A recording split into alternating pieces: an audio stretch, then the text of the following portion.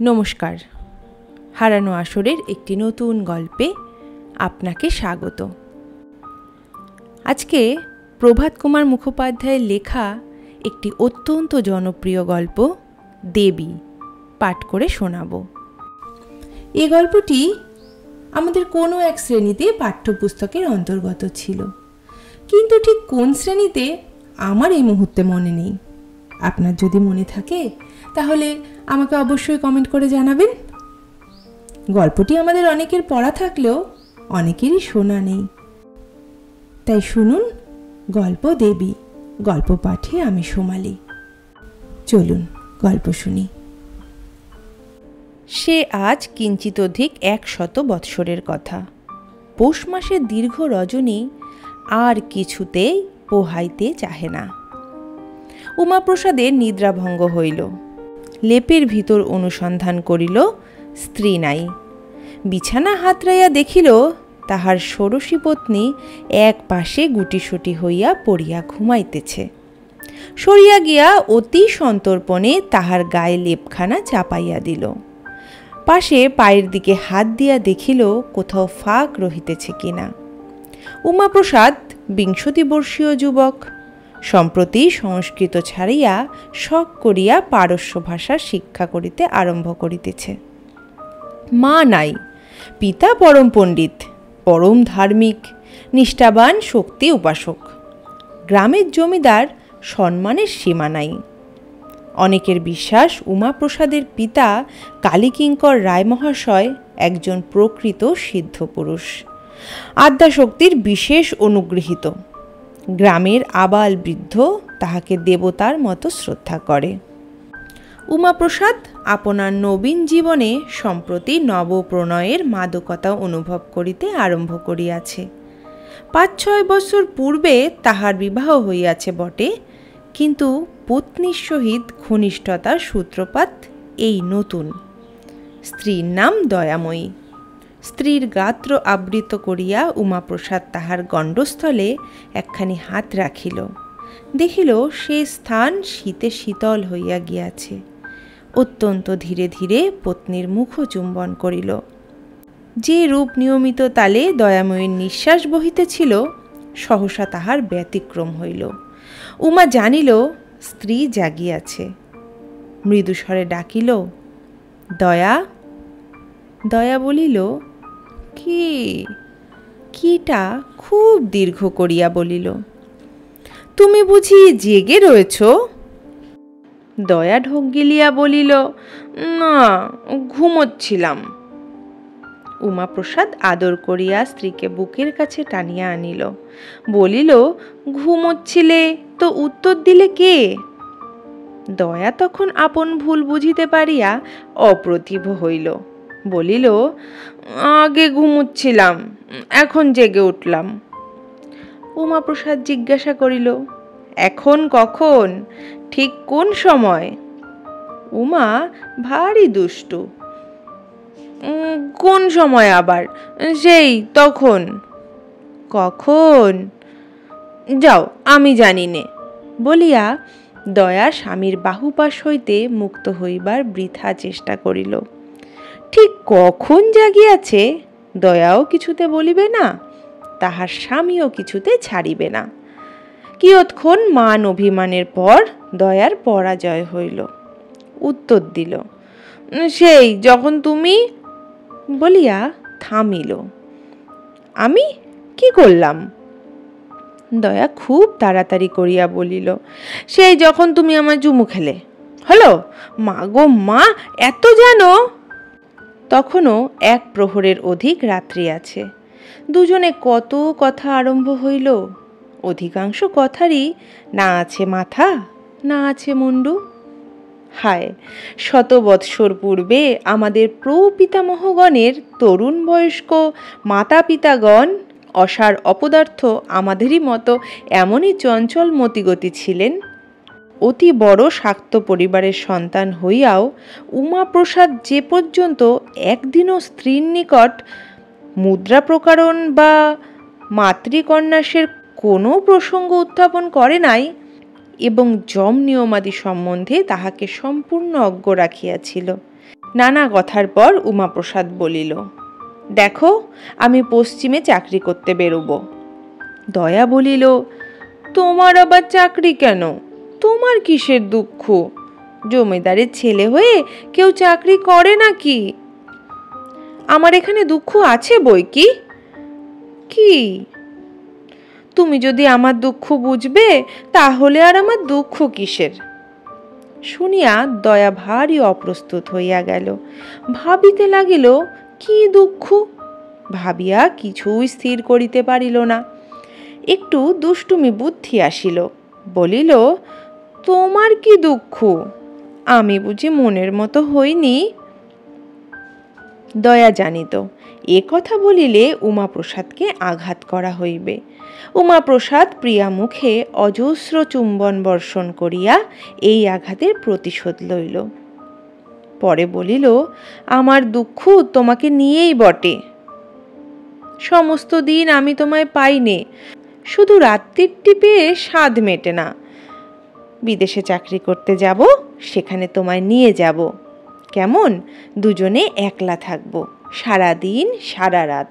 চাকরি করবে তো সারাদিন আমাকে নিয়ে থাকবে কেমন করে? আমাকে তো একলা একলা ফেলে তুমি কাছারি চলে যাবে। কাছারি গিয়ে খুব শিগগির ফিরে আসব। দয়া ভাবিয়া দেখিল, তা হইতে পারে বটে, কিন্তু বাধা বিপত্তি যে অনেক। তুমি তো নিয়ে যাবে, সবাই যেতে দেবে কেন? এখান থেকে কি নিয়ে যাব?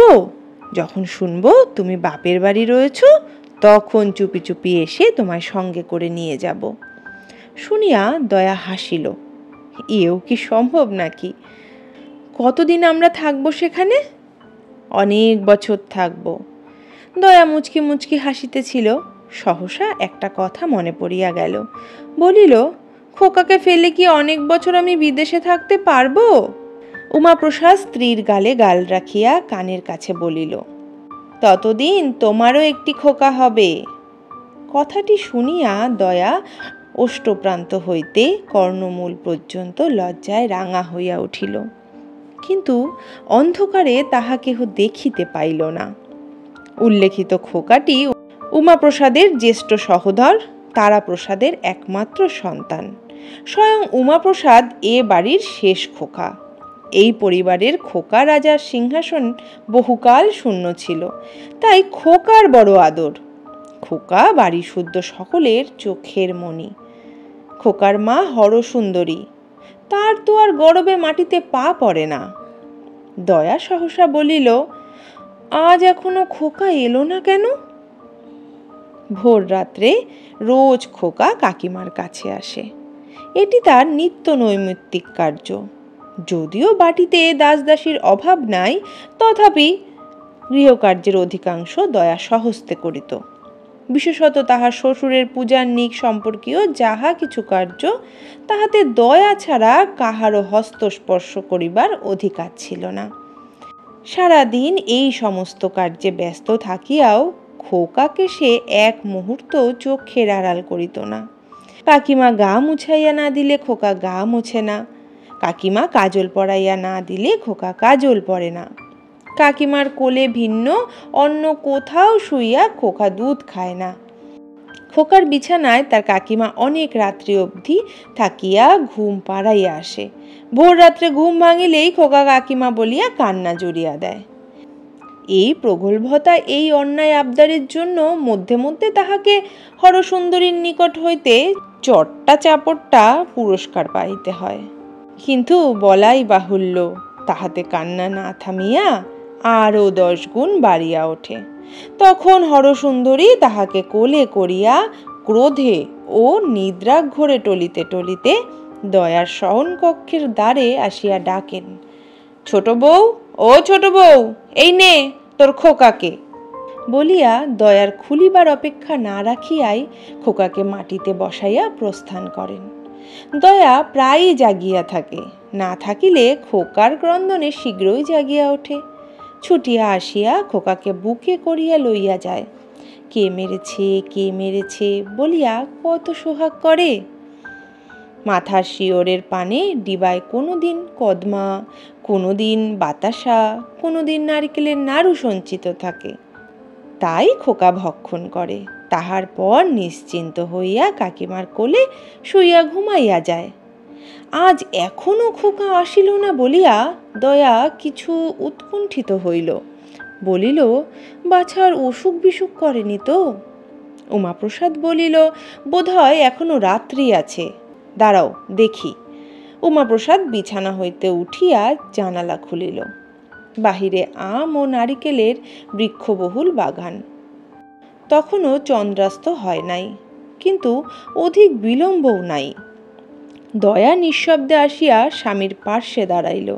বলিল, রাত আর বেশি কই? শীতের হিমবাহু হু হু করিয়া জানলা পথে প্রবেশ করিতে লাগিল। তবু দুজনে সেই অল্পালোকে পরস্পরের পানে চাহিয়া কতক্ষণ দাঁড়াইয়া রহিল। অনেকক্ষণ তাহাদের চোখ খুঁজে উপবাসী ছিল। দয়া বলিল, দেখো আজ আমার মনটা কেমন হয়ে গেছে। খোকা এখনো এলো না, কি জানি কেন মনটা এমন হয়ে গেল। উমাপ্রসাদ বলিল, এখনো খোকার আসবার সময় হয়নি। যেদিন ঘুমিয়ে পড়ে সেদিন তো আসতেও দেরি হয়। তোমার মন সেই জন্য খারাপ হয়নি। কেন খারাপ হয়েছে আমি জানি। কেন বলো দেখি? বলছি কি না, আমি পশ্চিমে যাব চাকরি করতে, তাই তোমার মন খারাপ হয়ে গেছে বলিয়া উমাপ্রসাদ স্ত্রীকে নিজের আরও কাছে টানিয়া লইল। দয়া একটি ছোট্ট দীর্ঘশ্বাস ফেলিয়া বলিল, আমি বুঝতে পারছি নে, মনে হচ্ছে যেন তোমার সঙ্গে আমার আর দেখা হবে না। বাহিরে জ্যোৎস্না নিরতিশয় ম্লান। পত্নীর কথা শুনিয়া উমাপ্রসাদের মুখখানিও ম্লান হইয়া গেল। অনেকক্ষণ দুইজনে দাঁড়াইয়া রহিল। চাঁদ ডুবিয়া গেল। গাছপালা অন্ধকারে গা ঢাকা দিল। জানলা বন্ধ করিয়া উভয়ে শয্যায় ফিরিয়া আসিল। ক্রমে একটা আধটা পাখির ডাক শোনা গেল। পরস্পরের বক্ষ নিবদ্ধ হইয়া তাহারা ঘুমাইয়া পড়িল। ক্রমে জানলার রন্ধ্রপথে প্রভাতের আলোক রশ্মি প্রবেশ করিতে লাগিল। তখনও দুইজনে নিদ্রাভিভূত। সহসা বাহির হইতে উমাপ্রসাদের পিতা ডাকিলেন, উমা!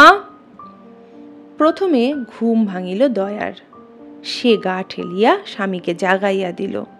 কালীকিঙ্কর আবার ডাকিলেন, উমা! স্বরটা কম্পিত, যেন অন্য রূপ। ইহা যে তাহারই কণ্ঠস্বর তাহা যেন কষ্টে বোঝা গেল। এত ভোরে পিতা তো কখনো ডাকেন না, আর তাহার স্বরই বা এমন হইল কেন? তবে সত্য সত্যই খোকার কি কিছু অসুখ বিসুখ করিয়াছে বুঝি? উমাপ্রসাদ তাড়াতাড়ি ঠেলিয়া দুয়ার খুলিয়া দিল। দেখিল পিতার পরিধানে রক্তবর্ণ কৌশের বস্ত্র, স্কন্ধে নামাবলী উত্তরীয়, গলে রুদ্রাক্ষ মাল্য লম্ববান। এ কি, এত ভোরে তাহার পূজার বেশ কেন? অন্যদিন গঙ্গা স্নান করিয়া আসিয়া তবে তিনি পূজার বেশ পরিধান করেন। মুহূর্তকালের মধ্যে এই চিন্তা পরম্পরা উমাপ্রসাদের মস্তিষ্কে উদিত হইল। দ্বার খুলিবা মাত্র কালীকিঙ্কর পুত্রকে জিজ্ঞাসা করিলেন, বাবা, ছোট বৌমা কোথায়? স্বর পূর্ববৎ কম্পিত। উমাপ্রসাদ কক্ষের চারিদিকে চাহিল। দয়া শয্যা ত্যাগ করিয়া কিছু দূরে জড়সড় হইয়া দাঁড়াইয়াছিল। কালীকিঙ্করও সেই দিকে নেত্রপাত করিলেন। বধূকে দেখিতে পাইবা মাত্র নিকটবর্তী হইয়া তাহার পদতলে সাষ্টাঙ্গ প্রণিপাত করিলেন। উমাপ্রসাদ বিস্ময়ে বাক্যহীন। দয়াময় শ্বশুরের এই অদ্ভুত আচরণ দেখিয়া নিষ্পন্দভাবে দাঁড়াইয়া রহিল। প্রণামান্তে কালীকিঙ্কর বলিলেন, মা, আমার জন্ম সার্থক হলো, কিন্তু এতদিন কেন বলিসনি মা? উমাপ্রসাদ বলিল, বাবা, বাবা। কালীকিঙ্কর বলিলেন, বাবা, ইহাকে প্রণাম করো। উমাপ্রসাদ বলিল, বাবা, আপনি কি উন্মাদ হয়েছেন? উন্মাদ হইনি বাবা, এতদিন উন্মাদ ছিলাম বটে, আজ আরোগ্য লাভ করেছি, সেও মার কৃপায়। উমাপ্রসাদ পিতার কথার কিছুই অর্থগ্রহণ করিতে পারিল না। বলিল, বাবা, আপনি কি বলছেন? কালীকিঙ্কর বলিলেন, বাবা, আমার বড় সৌভাগ্য, যে কুলে জন্মেছি তা পবিত্র হলো। বাল্যকালে কালী মন্ত্রে দীক্ষিত হয়েছি। এতদিন যে সাধনা, যে আরাধনা করলাম, বার্তা নিষ্ফল হয়নি।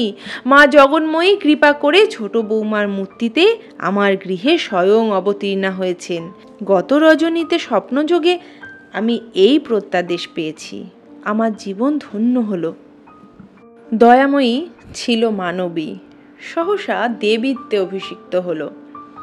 পূর্বোক্ত ঘটনার পর 3 দিন অতিবাহিত হইয়াছে।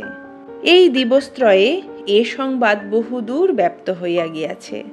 আশেপাশের বহু গ্রাম হইতে বহুজন আসিয়া প্রসিদ্ধ শাক্ত জমিদার কালীকিঙ্কর রায়ের বাটিতে দয়াময়ী রূপিণী আদ্যাশক্তিকে দর্শন করিয়া গিয়াছে। দয়াময়ীর রীতিমতো পূজা আরম্ভ হইয়াছে। ধূপ দীপ জ্বালাইয়া শঙ্খ ঘণ্টা বাজাইয়া ষোড়শ প্রচারে তাহার পূজা হয়। এ কদিনে দয়াময়ীর সম্মুখে বহু সংখ্যক ছাগ বলি হইয়া গিয়াছে। কিন্তু এ 3 দিন দেবীর পূজা পাইয়াও দয়াময়ী কেবল কাঁদিতেছে। আহার নিদ্রা এক প্রকার ত্যাগ করিয়াছে বলিলেই হয়। এই আকস্মিক অদ্ভুত ঘটনায় তাহাকে এমন অভিভূত বিপর্যস্ত করিয়া ফেলিয়াছে যে সে 2 দিন আগে এ বাটির বধূ ছিল, শ্বশুর ও ভাসুরের সাক্ষাতে বাহির হইত না, এ সমস্তই বিস্মৃত হইয়াছে। এখন আর তাহার মুখে অবগুণ্ঠন নাই। যাহার তাহার পানে শূন্য দৃষ্টিতে পাগলিনীর মতো চাহিয়া থাকে। তাহার কণ্ঠস্বর অত্যন্ত মৃদু ভাবাপন্ন হইয়াছে। রক্তবর্ণ চক্ষু দুটি ফুলিয়াছে, বেশ বাস সুসম্পৃক্ত নহে। রাত্রি দ্বিপ্রহর। পূজার ঘরে একটি কোণে ঘৃত দ্বীপ মিটিমিটি করিয়া জ্বলিতেছে। পুরু কম্বলের বিছানায় রেশমি বস্ত্রের আবরণ, তাহার উপর দয়াময়ী শয়ন করিয়া আছে। গায়ে একখানি মোটা শাল। দুয়ার বন্ধ ছিল মাত্র, অর্গলিত ছিল না। অত্যন্ত ধীরে ধীরে সে দুয়ার খুলিতে লাগিল। চোরের মতো সন্তর্পণে উমাপ্রসাদ প্রবেশ করিল, দুয়ার বন্ধ করিয়া খিল দিল। উমাপ্রসাদ দয়াময়ীর বিছানায় আসিয়া বসিল। সেদিন উষাকালের ঘটনার পর স্ত্রীর সহিত তাহার এই প্রথম নিভৃত সাক্ষাৎ। দয়াময়ী জাগিয়াছিল, স্বামীকে দেখিয়া উঠিয়া বসিল। উমাপ্রসাদ বলিল, দয়া, এ কি হলো? আজ 3 দিনের পর দয়া স্বামীর মুখে একটি স্নেহ মাখা কথা শুনিল। এ 3 দিন কেবল ভক্তগণের মা মা শব্দে তাহার হৃদয়কেশ মরুভূমির মতো শুষ্ক হইয়া পড়িয়াছিল।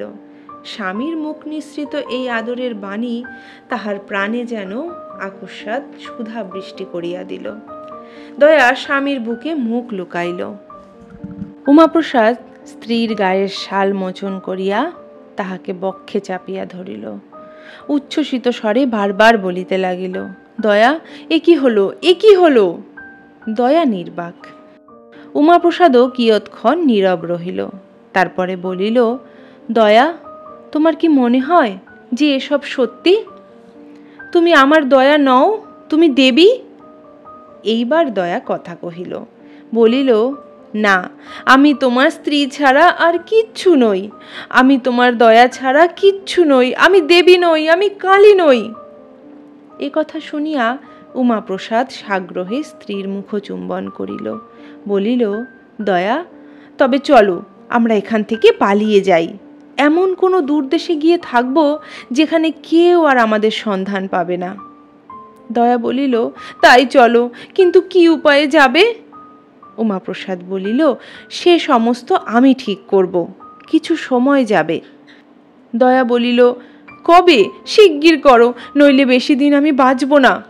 আমার প্রাণ অষ্টাগত হয়েছে, যদি মৃত্যুও না হয় তবে আমি পাগল হয়ে যাব।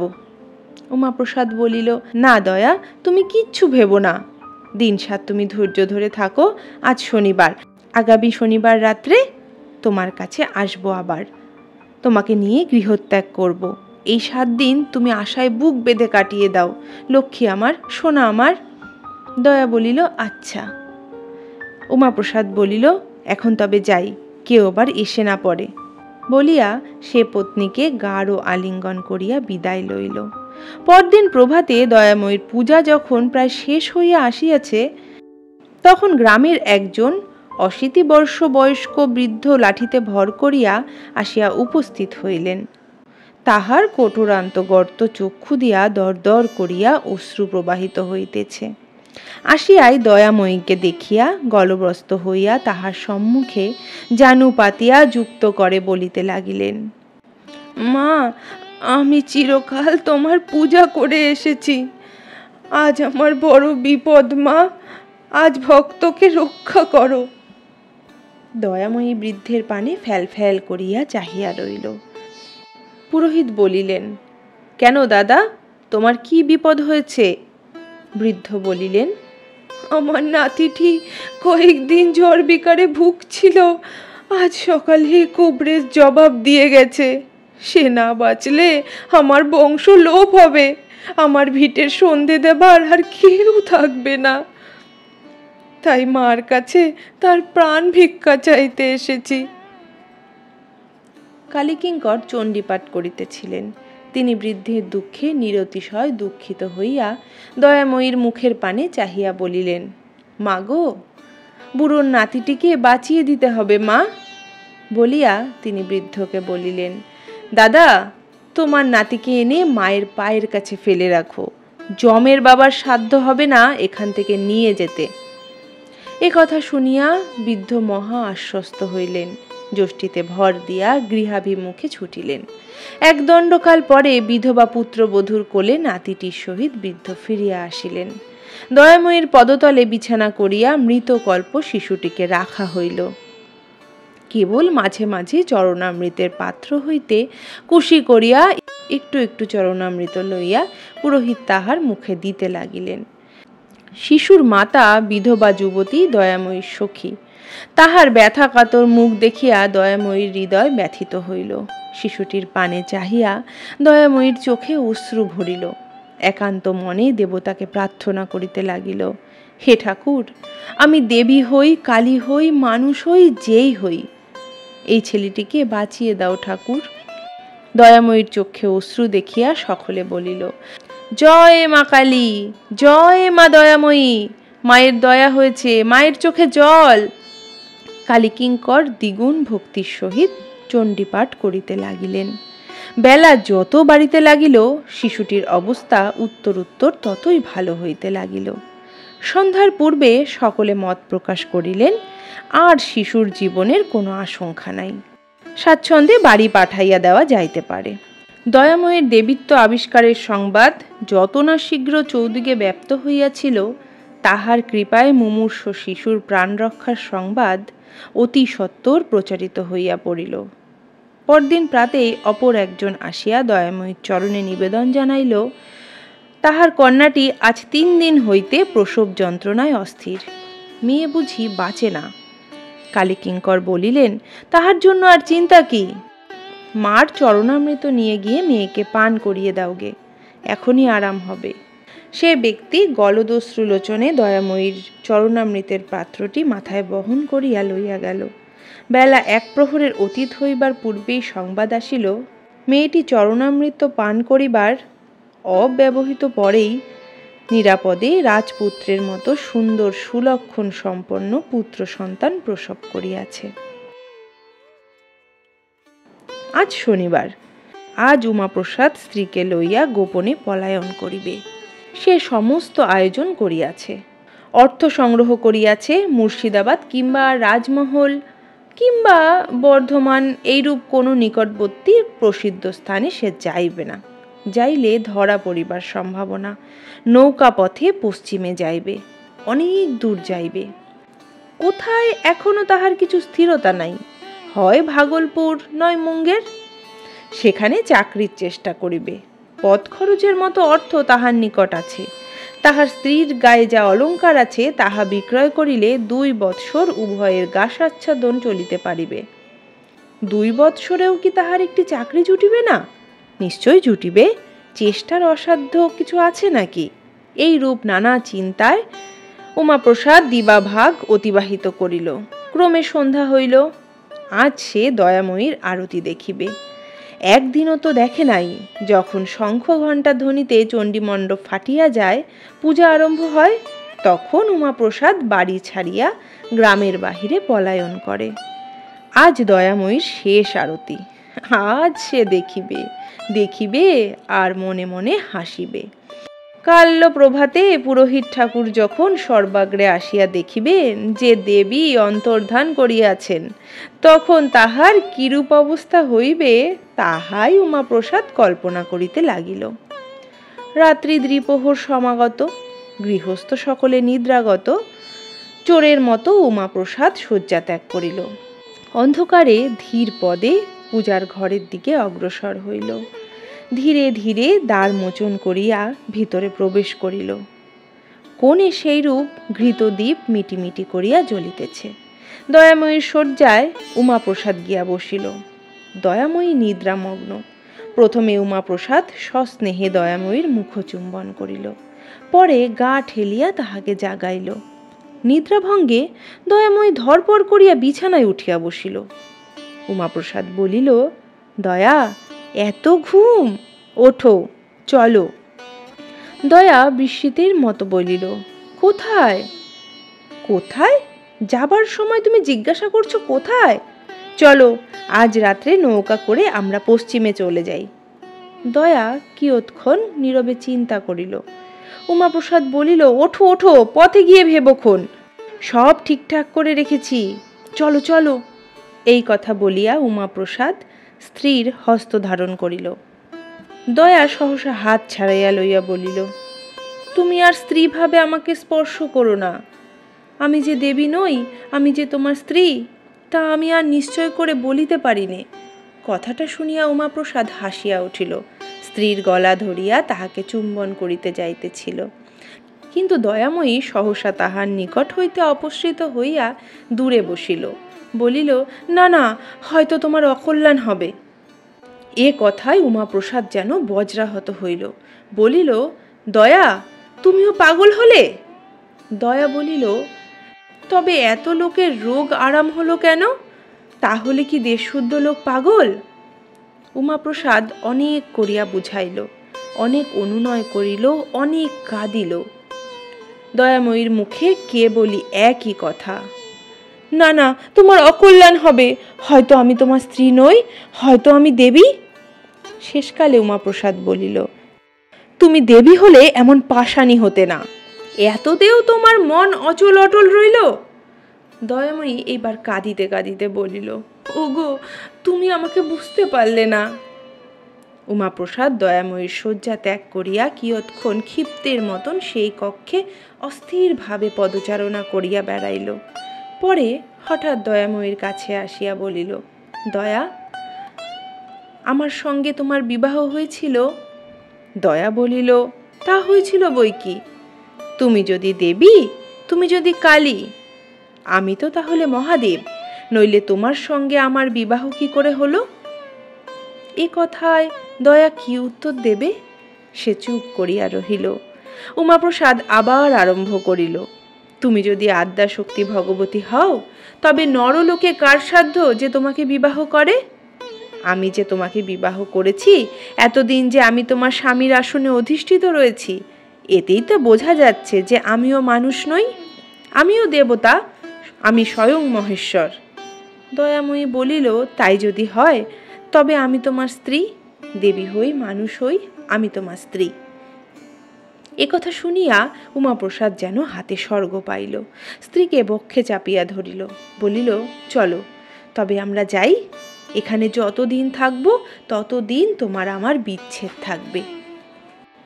দয়াময়ী বলিল, তবে চলো। খানিকটা হাঁটিয়া গঙ্গার ধারে পৌঁছিয়া নৌকা চড়িতে হইবে।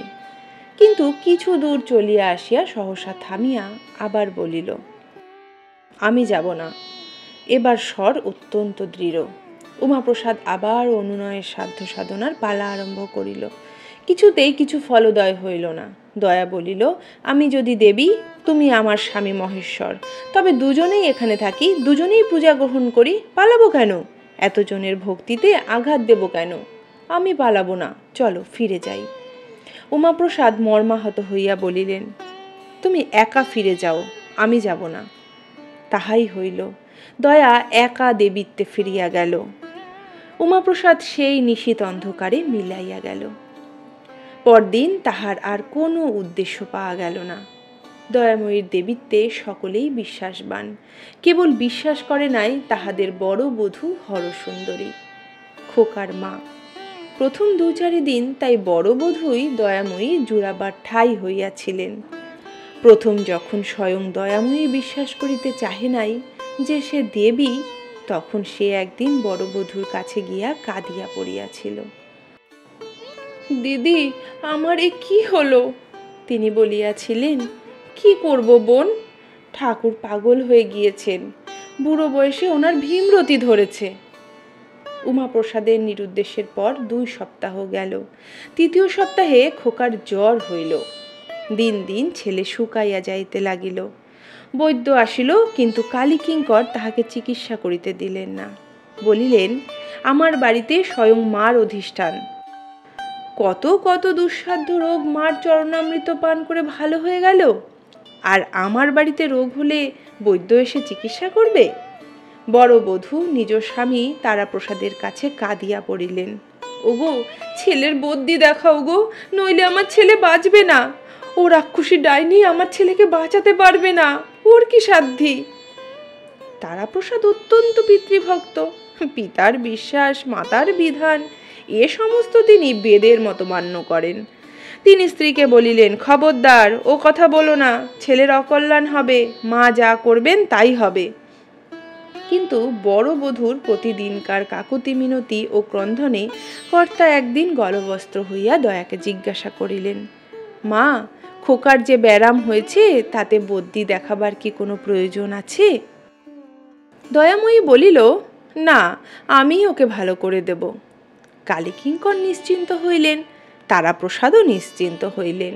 খোকার মা একদিন একটি বিশ্বস্ত ঝিকে কবিরাজের কাছে পাঠাইয়া দিলেন। যাহা কিছু রোগের বিবরণ সব বলিয়া দিলেন, ঔষধ চাই। কবিরাজ মহাশয় এ প্রস্তাব শুনিয়া দন্তে জিহ্বা দংশন করিয়া বলিলেন, মা ঠাকুরনকে বলিস, যখন স্বয়ং শক্তি বলেছেন তিনি খোকাকে আরোগ্য করে দেবেন, তখন আমি ওষুধের ব্যবস্থা করে অপরাধী হতে পারবো না।